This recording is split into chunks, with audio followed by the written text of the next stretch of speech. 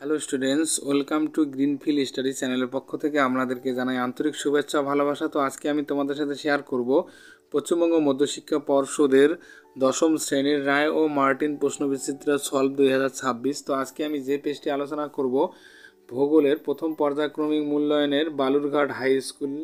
তো page number হলো 260। তো আমরা 3 দাগের কোশ্চেনটি আজকে আলোচনা করব, পুরো কোশ্চেনটি আলোচনা করব।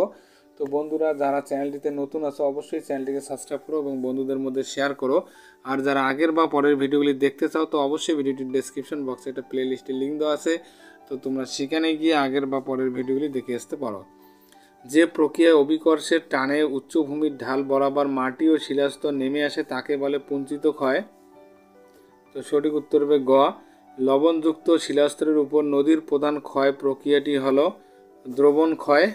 সাহারায় শিলাময় মরুভূমিকে কি বলে? হামাদা বলে। নুনা টাক্স কোন হিমবাহ দ্বারা গঠিত ভূমিরূপ? মহাদেশীয় হিমবাহ দ্বারা গঠিত ভূমিরূপ। ভারত ও চীনের সীমারেখা নির্ধারণ করে কোন লাইন? সেটা ম্যাকমোহন লাইন হবে এখানে। গঙ্গেয় সমভূমি নবীন পলিমাটিকে কি বলে? খাদার বলে। কৃষ্ণা ও গোদাবরীর বদ্বীপ অঞ্চলের মধ্যবর্তী অংশে অবস্থিত হ্রদ হল কোলেরু।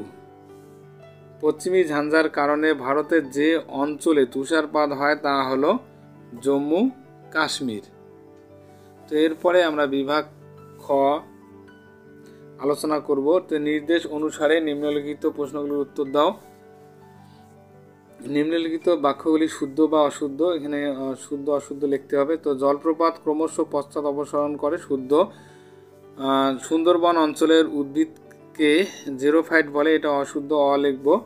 তো উপযুক্ত শব্দ বসিয়ে শূন্যস্থান পূরণ করব। তো হিম সিঁড়ির নিচু অংশে বরফ গলা জল আটকে যে রোদ সৃষ্টি করে তাকে কি বলে? সার্ক রোদ বলে।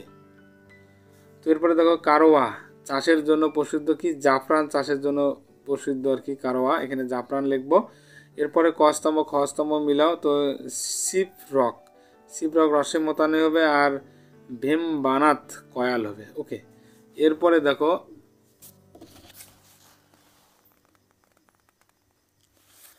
এরপরে একটি বা দুটি শব্দ উত্তর দাও। তো মেরু অঞ্চলে কোন উচ্চতায় হিমরেখা দেখা যায়? তো 600 মিটার উচ্চতা দেখা যায়। ভারতের দুটি বৃষ্টিসিয়া অঞ্চলের উদাহরণ দাও। মেঘালয়ের রাজধানী শিলং ও পশ্চিম তামিলনাড়ু। ওকে, তো এরপরে আমরা বিভাগ গ, ঘ, ওম এগুলি আমরা পিডিএফ আকারে আলোচনা করব।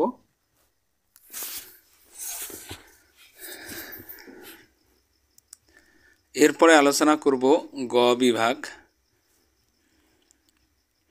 নিচের প্রশ্নগুলির সংক্ষিপ্ত উত্তর দাও। পর্যায়ন প্রক্রিয়া বলতে কি বোঝো? ভূপ্রকৃতির উচ্চতা এবং ঢালের পার্থক্য কমিয়ে একসময় সমতল ভূমিতে রূপান্তরিত হওয়ার প্রক্রিয়াকে পর্যায়ন প্রক্রিয়া বলে। অথবা জল বিভাজিকা এবং প্রপাতকূপ বলতে কি বোঝো? জল বিভাজিকা দেখো, দুটি নদী অববাহিকার মধ্যবর্তী উঁচু স্থান যা জল প্রবাহকে ভিন্ন ভিন্ন দিকে প্রবাহিত করে। প্রপাতকূপ কি? জলপ্রপাতের নিচে জল ও পাথরের ঘর্ষণে তৈরি গভীর গর্ত। এরপরে 3-2 কোশ্চেনটি দেখো, ষষ্ঠঘাতের সূত্র বলতে কি বোঝো? ষষ্ঠঘাতের সূত্র নদীর গতিবেগের সঙ্গে বহন ক্ষমতার সম্পর্কের আনুপাতিক সূত্রকে ষষ্ঠঘাতের সূত্র বলে। এই সূত্র অনুসারে নদী প্রবাহের গতি জলের গভীরতা ষষ্ঠঘাতের সমানুপাতিক হয়। অথবা কোশ্চেন আলোচনা করতে পারি মরু ও মরুপ্রায় অঞ্চলে বায়ুর ক্ষয়কার্যের দুটি শর্ত। তো 1 নম্বর শর্ত, এলাকায় শুষ্ক জলবায়ু থাকতে হবে। 2 নম্বর, মাটি ও শিলার উপরিভাগ আলগা ও শুষ্ক হতে হবে। এরপরে 3 নম্বর কোশ্চেন, মালনাদ ও ময়দান টিকা লেখো। মালনাদ ও ময়দান। মালনাদ হলো কর্ণাটকের পশ্চিমঘাট পর্বতমালা সংলগ্ন উচ্চভূমি যেখানে বেশি বৃষ্টিপাত হয়।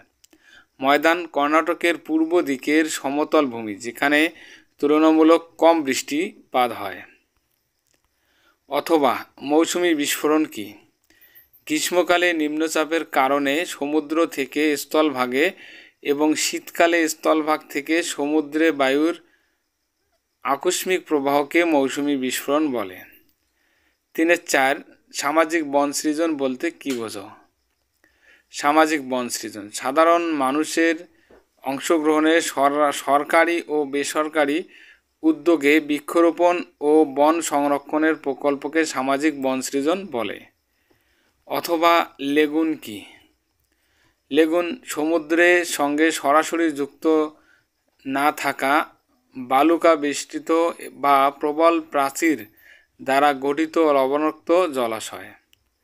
বিভাগ ঘ, নিচের প্রশ্নগুলির সংক্ষিপ্ত ব্যাখ্যামূলক উত্তর দাও। ঝুলন্ত উপত্যকায় জলপ্রপাত সৃষ্টি হয় কেন? ঝুলন্ত উপত্যকা হলো প্রধান উপত্যকার পাশে থাকা অপেক্ষাকৃত উচ্চতর ক্ষুদ্র উপত্যকা।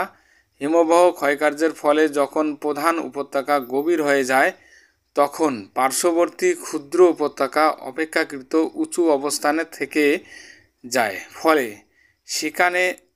সেখান থেকে জলধারা পড়ে জলপ্রপাত সৃষ্টি করে। অথবা বায়ু জলধারার মিলিত কার্যের ফলে গঠিত দুটি ভূমিরূপ সম্বন্ধে চিত্রসহ লেখো। বায়ু ও জলাধার মিলিত কার্যের ফলে গঠিত দুটি ভূমিরূপ: খাদযুক্ত প্রান্তর। নদী ও বায়ুর ক্ষয়ের ফলে অসমতল ভূমি গঠিত হয়। 2 নম্বর গুহা ও আর্টস কি? যেমন গুহা ও আর্টস পয়েন্ট আর কি। তো বায়ুর ক্ষয় ও নদীর ক্ষয়ের ফলে চুনাপাথরে গর্ত তৈরি হয় গুহা ও প্রবেশপথ সৃষ্টি হয়। তো এটা চিত্র বইয়ে দেখতে হবে। ওকে, এরপরে 4-2 উত্তর ভারতের নদী ও দক্ষিণ ভারতের নদীর পার্থক্য লেখো। অথবা আলোচনা করতে পারি করমণ্ডল উপকূলে বছরে দুবার বৃষ্টিপাত হয় কেন? বধ্যভূমি কি? করমণ্ডল উপকূলে বছরে দুবার বৃষ্টিপাত হয় কেন? তো করমণ্ডল উপকূলে প্রথমবার বর্ষাকালে দক্ষিণ পশ্চিম মৌসুমী বায়ু থেকে বৃষ্টিপাত হয় এবং দ্বিতীয়বার শীতকালে উত্তর পূর্ব মৌসুমী বায়ুর কারণে বৃষ্টি হয়। তো বধ্যভূমি কি? নদীর প্রবাহের ফলে বয়ে আনা পলি জমে সমতল ভূমি তৈরি করে, যাকে বধ্যভূমি বলে। এবার আলোচনা করব বিভাগ উম, নিচের প্রশ্নের উত্তর দাও। নদীর ক্ষয়কার্যের ফলে গঠিত 3টি ভূমিরূপ চিত্র সহ লেখো। তো এখানে চিত্র আলোচনা করা হয়নি, তো চিত্রগুলি তোমরা বই থেকে নেবে। ওকে, নদী যখন ভূমির ক্ষয়কার্য চালায় তখন বিভিন্ন ধরনের ভূমিরূপ গঠিত হয়। নিচে 3টি প্রধান ভূমিরূপ ব্যাখ্যা করা হলো। যেমন 1 নম্বর আছে গিরিখাত। তো গিরিখাতের চিত্রটা তোমরা বইয়ে দেখবে, টেক্সট বইয়ে। তো নদীর উৎসস্থলে বা পাহাড়ি এলাকায় জলপ্রবাহের তীব্র ক্ষয়ের ফলে সংকীর্ণ ও গভীর গিরিখাত তৈরি হয়। উদাহরণ যেমন ব্রহ্মপুত্র নদীর সৃষ্টি করা গিরিখাত এবং দিহাং গিরিখাত। 2 নম্বর পয়েন্ট, খাত বা ক্যানিয়ন কি? তো গিরিখাতের তুলনায় ক্যানিয়নের পার্শ্বভাগ খাড়াভাবে নেমে যায় এবং এটি দীর্ঘ সময় ধরে ক্ষয়ের ফলে গঠিত হয়। উদাহরণ ইন্দাস নদীর ক্যানিয়ন। 3 নম্বর পয়েন্ট দেখো, মন্দার বা জলপ্রপাত। তো নদীর প্রবাহের পথে কঠিন ও নরম শিলার পার্থক্যের কারণে জলপ্রপাত সৃষ্টি হয়। উদাহরণ যেমন যোগ জলপ্রপাত শরাবতী নদীতে হয়। এর দুধসাগর জলপ্রপাত যেমন মণ্ডবী নদীতে। এটা চিত্র আঁকতে হবে, অর্থাৎ গিরিখাত, ক্যানিয়ন, জলপ্রপাত, এই 3টা তোমার চিত্র 3টি বই থেকে নেবে। অথবা সুন্দরবন অঞ্চলে জলবায়ু পরিবর্তনের প্রভাবগুলি লেখো। সুন্দরবন অঞ্চলের জলবায়ু পরিবর্তনের প্রভাব। সুন্দরবন অঞ্চলে জলবায়ু পরিবর্তনের কারণে বেশ কিছু নেতিবাচক প্রভাবের সম্মুখীন হচ্ছে। 1 নম্বর পয়েন্ট দেখো, সমুদ্র পৃষ্ঠের উচ্চতা বৃদ্ধি। ধীরে ধীরে জলস্তর বাড়ার ফলে সুন্দরবনের অনেক দ্বীপ ও ম্যানগ্রোভ অরণ্য নিমজ্জিত হচ্ছে। 2 নম্বর পয়েন্ট, ঘূর্ণঝড়ের তীব্রতা বৃদ্ধি। জলবায়ু পরিবর্তনের ফলে সুন্দরবনে আরও বেশি ঘূর্ণিঝড় যেমন আমফান, বুলবুল ও জলোচ্ছ্বাসের শিকার হচ্ছে। 3 নম্বর পয়েন্ট, লবণাক্ততা বৃদ্ধি। সমুদ্রের জলস্তর বৃদ্ধির কারণে কৃষি ও পানীয় জলের সংকট দেখা দিচ্ছে। 4 দেখো, বন্য প্রাণীর বিপদ। রয়্যাল বেঙ্গল টাইগার সহ অন্যান্য প্রাণীদের আবাসস্থল সংকুচিত হচ্ছে, যা তাদের অস্তিত্বের জন্য হুমকি। 5 নম্বর পয়েন্ট, মানব বসতির সংকট। বারবার বন্যা, চাষযোগ্য জমির ক্ষতি ও প্রাকৃতিক দুর্যোগের ফলে স্থানীয় মানুষের জীবিকা সংকটের মুখে পড়েছে। এরপরে 5-এর 2 নম্বর কোশ্চেনটি আলোচনা করব, ভারতের জলবায়ুতে মৌসুমি জলবায়ুর প্রভাব আলোচনা করো। ভারতের জলবায়ুতে মৌসুমি জলের প্রভাব পয়েন্ট করবে।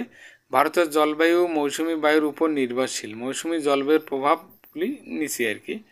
1 নম্বর হলো বৃষ্টিপাতের প্রধান উৎস। ভারতের মোট বার্ষিক বৃষ্টিপাতের 75 থেকে 80% আসে মৌসুমি বায়ুর মাধ্যমে। কৃষি জল সরবরাহ ও জীবনযাত্রা এর উপর নির্ভরশীল। 2 নম্বর কৃষিতে প্রভাব। ধান, গম, চা, কফি ইত্যাদি চাষের জন্য মৌসুমি বৃষ্টিপাত অপরিহার্য। 3 নম্বর বন্যা ও খরার সৃষ্টি। মৌসুমি বায়ুর অনিয়মিত আচরণ ভারতের বিভিন্ন অঞ্চলে বন্যা বা খরার কারণ হয়ে দাঁড়ায়। 4 নম্বর পয়েন্ট গ্রীষ্ম ও শীত মৌসুমি। মৌসুমি বায়ুর পরিবর্তনের ফলে গ্রীষ্মকালে উষ্ণ আবহাওয়া ও শীতকালে শীতল পরিবেশ গঠিত হয়। 5 নম্বর নদীগুলির প্রবাহ। হিমালয় অঞ্চলের নদীগুলো বরফ গলার জল ও মৌসুমি বৃষ্টিপাতের উপর নির্ভরশীল। এরপরে বহুমুখী নদী পরিকল্পনার 2টি উদ্দেশ্য লিখতে বলছে। সেচ ও কৃষির উন্নয়ন, বাঁধ ও খাল নির্মাণের মাধ্যমে কৃষিক্ষেত্রে জল সরবরাহ নিশ্চিত করা। 2 নম্বর বিদ্যুৎ উৎপাদন। জলবিদ্যুৎ কেন্দ্র স্থাপন করে নবায়নযোগ্য শক্তি উৎপাদন করা। অথবা প্রস্থ বরাবর হিমালয়ের ভূপ্রকৃতি ব্যাখ্যা করো। প্রস্থ বরাবর হিমালয়ের ভূপ্রাকৃতিক ব্যাখ্যা, যেমন হিমালয় পর্বতমালাকে 3টি প্রধান ভাগে ভাগ করা যায়। একটা তরাই ও শিবালিক।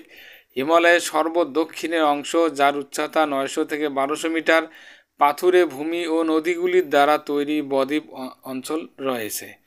2 নম্বর মধ্য হিমালয়। এর উচ্চতা 3700 থেকে 4500 মিটার পর্যন্ত। এখানে মহাভারত পর্বতশ্রেণী ও কুলু মানালি উপত্যকা অবস্থিত। এরপর 3-এর দাগের দেখো বৃহৎ বা মহান হিমালয়। সর্বোচ্চ অংশ, যেখানে এভারেস্ট, কাঞ্চনজঙ্ঘা, নন্দা দেবী ইত্যাদি পর্বতশৃঙ্গ রয়েছে। এখানে হিমবাহ, গিরিখাত ও নদীর উৎসস্থল রয়েছে। এই ভূপ্রাকৃতি ভারতের জলবায়ু, নদীগুলোর প্রবাহ ও প্রাকৃতিক দুর্যোগের উপর গভীর প্রভাব ফেলে। তো বন্ধুরা, তাহলে আজকে আমরা এই পর্যন্ত আলোচনা করলাম। তো যারা এখনও চ্যানেলটিতে নতুন আছো, অবশ্যই চ্যানেলটিকে সাবস্ক্রাইব করো এবং বন্ধুদের মধ্যে শেয়ার করো। তো তাহলে আজকে এই পর্যন্ত, সবাই ভালো থাকবে। এইরকম আরো ইন্টারেস্টিং ভিডিও পেতে ফলো দিয়ে রাখুন আমাদের পেজ এবং চ্যানেলটিকে। দেখা হচ্ছে পরের ভিডিওতে।